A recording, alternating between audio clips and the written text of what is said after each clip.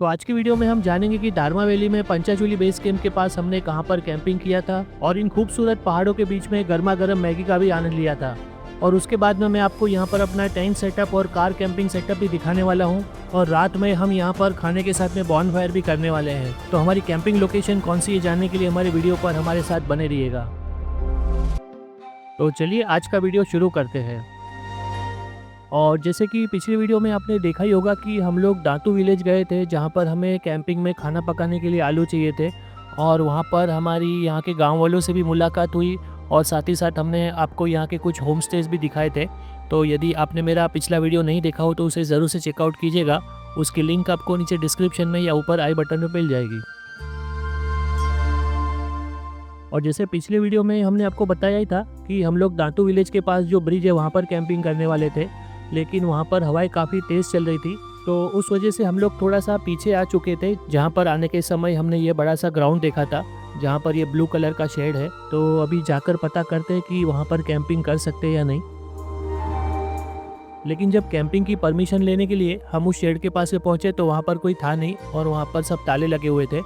तो उसी के आगे हमारी नज़र पड़ी इस दूसरे शेड पर, जो कि यहाँ पर PWD द्वारा बनाया जाता है। रास्ते में भी हमने कई जगहों पर इस तरह के शेड देखे हैं और साथ ही साथ गुंजी में भी हमने इसी तरह के शेड के अंदर ही कैंपिंग किया था। तो अभी हम वही सोच रहे हैं कि यहीं पर कैंपिंग कर ले।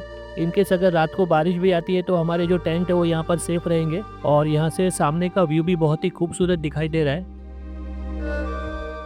हालांकि हवाएं तो यहाँ पर भी चल रही थी, लेकिन हमें पिछली लोकेशन से ये वाली लोकेशन ज़्यादा बेटर लगी क्योंकि यहाँ पर जगह भी काफ़ी सारी थी और ओपन ग्राउंड था। और साथ ही साथ यहाँ पर ये शेड हमारे लिए एक प्लस पॉइंट था क्योंकि यहाँ पर आप देख सकते हो कि इस तरह की बेंचेस भी बनी हुई है। दिक्कत सिर्फ यहाँ पर ये जो पत्थर और मिट्टी है उसी की थी।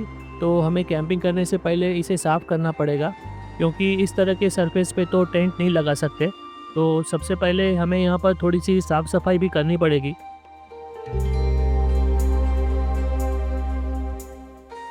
और अगर इस लोकेशन की बात करें तो आप देख सकते हो कि यहाँ पर बहुत ही खूबसूरत लोकेशन है और ये काफ़ी बड़ा सा ग्राउंड है। यहाँ पर आराम से 20-25 गाड़ियाँ आ सकती है और आसपास का व्यू भी काफ़ी अच्छा है। तो कैंपिंग के लिए दोस्तों हम इसी तरह की लोकेशन ढूंढते रहते हैं क्योंकि जब भी कभी आपको कैंपिंग करना है तो थोड़ी ऐसी लोकेशन ही चाहिए जहाँ पर पब्लिक थोड़ी सी कम हो। और जब कभी कैंपिंग करें तो अक्सर आसपास लोकल लोगों को पूछकर ही कैंपिंग करें ताकि आपको बाद में फिर कोई परेशानी ना हो। हालांकि अभी यहाँ पर आसपास कोई था नहीं तो उसी वजह से अभी हमने हमारा यहाँ पर सेटअप चालू कर दिया है। और वहीं उस शेड के नज़दीक हमें बहुत सारा घास मिल गया और साथ ही साथ यहाँ पर इस तरह के बॉक्सेस भी पड़े हुए थे। और अभी हमने हमारी दोनों गाड़ियाँ यहाँ पे पार्क कर दी है और यहाँ पे एक तीसरी गाड़ी है जो शायद किसी गांव वाले की है। और मेरा सेटअप एज़ यूजुअल गाड़ी में ही रहने वाला है। और कमल भाई और मयूर भाई के लिए हम लोग अंदर यहाँ पर टेंट का सेटअप कर रहे हैं। तो सबसे पहले हमने यहाँ पे से जो मिट्टी और पत्थर थे उन्हें साफ़ कर दिया है और उसके ऊपर अभी यहाँ पर हम लोग घास बिछा रहे हैं और साथ ही साथ यहाँ पर जो पे कार्डबोर्ड मिले थे उसका भी एक लेयर बना रहे। और इसके ऊपर भी हम लोग हमारे पास जो टार्प है वो बिछा देंगे और फिर उसके ऊपर हम लोग टेंट लगाएंगे ताकि एक इंसुलेशन जैसा हो जाए और रात को ठंडी ना लगे। और अभी यहाँ पर सबके लिए गर्मा गर्म मैगी बन रही है। तो चलिए सबसे पहले यहाँ पर मैगी खाते हैं और फिर बाद में रात के खाने की तैयारी करते हैं। तो फाइनली हमारा टेंट के लिए बेस रेडी हो चुका है और ये ऊपर शेड है। तो अभी रात में यहाँ पर कैंपिंग में कोई भी परेशानी नहीं होगी। और अभी लीजिए हमारी मैगी भी तैयार हो चुकी है। तो दोस्तों ये है हमारी पहाड़ों वाली मैगी और ये है सामने पहाड़। लेकिन ये मैगी हमने खुद बनाई है क्योंकि उत्तराखंड में पहाड़ों वाली मैगी भी 100 रुपये की मिलती है। तो हम हमारा खुद का मैगी और हमारा सेटअप साथ में लेके चलते और इस तरह की लोकेशन पे मैगी का आनंद उठाते। जी हाँ दोस्तों, जब भी आप कभी बजट ट्रिपर हो तो आपको छोटे छोटे खर्चे भी कंसिडर करने पड़ते हैं और ऐसी लोकेशन पर तो हमें कौन मैगी बना के देगा। तो उसी वजह से हम लोग इस तरह की कैंपिंग ट्रिप ज़्यादा प्रीफर करते हैं ताकि कुदरत की गोद में बैठकर हम इस सब चीज़ों का आनंद ले सकें। और अभी अंधेरा भी होने लग गया था क्योंकि पहाड़ों में अंधेरा जल्दी हो जाता है और हमारे दोनों टेंट्स भी लग चुके हैं। और ये जो पहला टेंट है ये मयूर भाई का है। तो चलिए मैं आपको अंदर से भी उनका सेटअप दिखा देता हूँ। ये जो टेंट है ये 3 पर्सन टेंट है और इसमें ये लोग आराम से सो जाते हैं।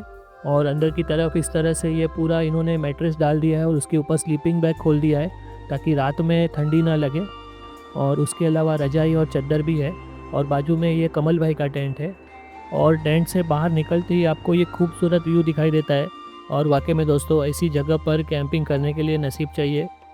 तो हम भी नसीब से यहाँ पर पहुँच चुके हैं और अभी यहाँ पर हमारे खाने की तैयारी हो रही है। तो उसके लिए हम लोग ने कुकर चढ़ा लिया है। तो चलिए पूछते हैं कि आज क्या बन रहा है। आलू की सब्जी बनाएंगे, आलू की सब्जी के साथ खाएंगे। जी हाँ दोस्तों, आज अभी हमारे खाने में आलू की सब्ज़ी है जो कि हम दातू विलेज से लेकर आए हैं। पहले तो हम यहाँ पर पराठे बनाने वाले थे, लेकिन हवाएं काफ़ी तेज़ चल रही है तो उस वजह से पराठे बनाना बहुत ही मुश्किल है। तो फ़िलहाल आलू की सब्ज़ी और खाकरा है, वही खा लेंगे।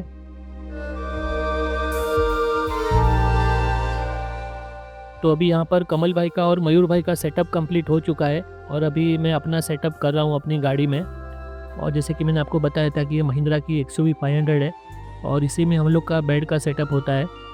तो यहाँ पर सामने जो आप देख रहे हो ये डिकैथलॉन का बेड है।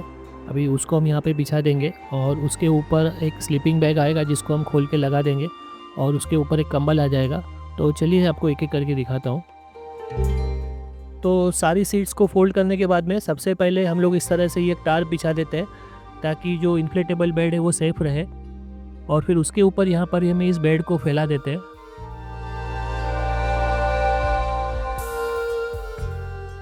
ये डिकैथलॉन का बेड है इन्फ्लेटेबल, उसका ये पंप भी आता है। तो एक पंप लगाया हुआ है। अब इसको कार के चार्जर से कनेक्ट कर दिया है। तो अभी गाड़ी को ऑन करके हम इसको इन्फ्लेट करेंगे ना तो बैटरी यूज़ नहीं होगा, वरना बैटरी पे डालने की हो सकता है, लेकिन बैटरी पे करेंगे तो बैटरी ख़त्म हो जाएगा। इसको करीबन 5 मिनट लगते हैं, तो इसको ऑन तो कर सकते हैं। मैं अभी गाड़ी का कार चालू नहीं है कार चालू करेंगे। तो कार स्टार्ट कर दिए। हाँ तो बताइए सर। तो अभी इसको स्टार्ट कर दिए।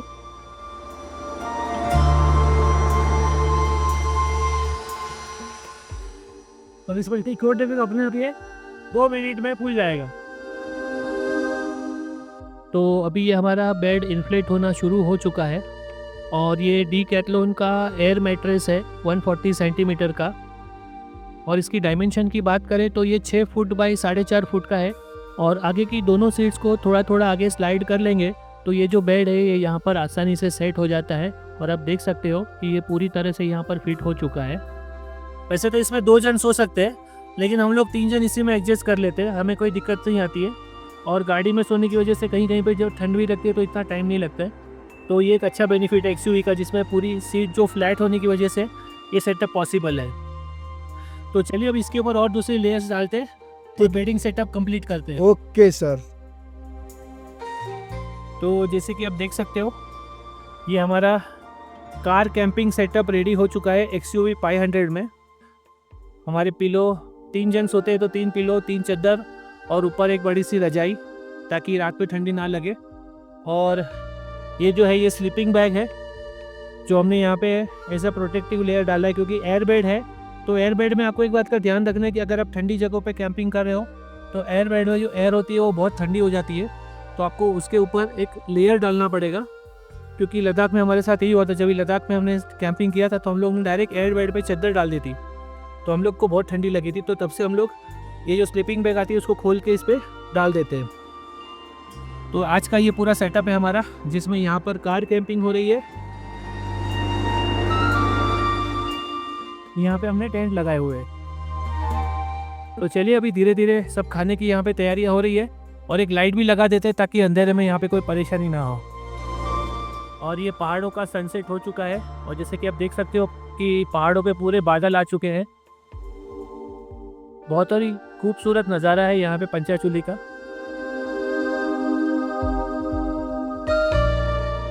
और इस जगह की कैंपिंग लोकेशन भी दोस्तों आपको डिस्क्रिप्शन में मिल जाएगी, तो आप उसको चेकआउट कर लीजिएगा। अगर आप में से कोई यहाँ पे कैंपिंग करना चाहता है तो वहाँ पे आ सकता है। यहाँ पे कोई था नहीं, हमने परमिशन ली नहीं है, लेकिन ये जो शेड है ये PWD का शेड होता है। तो ये एक पब्लिक लोकेशन होती है, तो यहाँ पे आप कैंपिंग कर सकते हो। गुंजी में भी हमने इसी तरह के शेड के अंदर कैंपिंग की थी। तो दोस्तों हमारा डिनर रेडी हो चुका है और हम सब यहाँ पे बैठ चुके हैं। डिनर में आज बनी है आलू और प्याज की सब्जी और साथ में हम खाएंगे खाखरा, क्योंकि यहाँ पे हवाएं बहुत तेज़ चल रही थी। तो पहले हम लोग यहाँ पे पराठे बनाने वाले थे, लेकिन उसका कोई चांस मिला नहीं।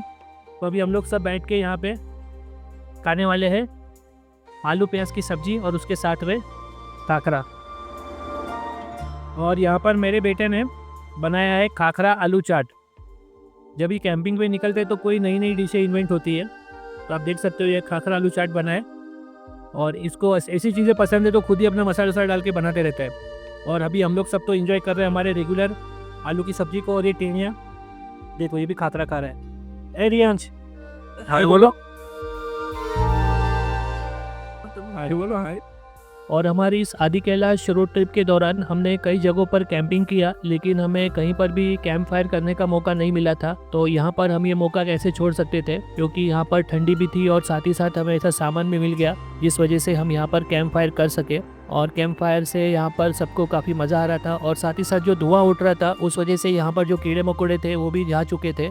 लेकिन कैंप फायर में आपको एक बात का ध्यान रखना बहुत ज़रूरी है कि सोने से पहले इसे अच्छी तरह से बुझा दें, क्योंकि अभी आपने देखा ही होगा कि हमने हमारे टेंट के नीचे भी घास लगाई हुई है। अगर इसमें से एक भी चिंगारी वहाँ पर गई तो पूरी साइड जल जाएगी। तो कैंप फायर के साथ में आपको बहुत ही सावधानी बरतने की ज़रूरत है। और वाकई में दोस्तों, हम सब मिलकर यहाँ पर हमारे जीवन के कुछ ऐसे अद्भुत पलों का आनंद उठा रहे थे जिसके बारे में सोचता तो हर कोई है, लेकिन इसे पूरा करने का मौका काफ़ी कम लोगों को मिलता है। और हम अपने आप को काफ़ी खुशकिस्मत समझ रहे हैं कि हमें ऐसा मौका मिला। और मुझे उम्मीद है दोस्तों आपको भी हमारे साथ में यहाँ पर मज़ा आ रहा होगा। तो चलिए इन खूबसूरत यादों के साथ में आज के दिन को यहीं पे ख़त्म करते हैं। और कल के दिन में हम सबसे पहले जाएंगे दातू विलेज, जहाँ से पंचाचूली माउंटेन पीक्स दिखाई देती है। और फिर वहाँ से हम अपना वापसी का सफ़र शुरू करेंगे, जिसमें हम धारचूला से उंशियारी और चौकोरी भी जाने वाले हैं। और वहाँ पर भी हमारा कैंपिंग करने का ही प्लान है। तो एडवेंचर अभी बाकी है दोस्तों। और यदि आपको मेरा आज का वीडियो भी पसंद आया हो तो इसे लाइक कीजिएगा, अपने दोस्तों के साथ में शेयर कीजिएगा। और यदि आपके इस ट्रिप से संबंधित कोई भी सवाल हो तो आप हमें कमेंट करके पूछ सकते हो। और इसी तरह की जानकारी भरे वीडियो देखने के लिए आप मेरी चैनल को सब्सक्राइब करना मत भूलिएगा। तो मिलते हैं हमारे अगले वीडियो में, तब तक बने रहिए हमारे साथ में डिस्कवर इंडिया बाय रोड पर। धन्यवाद।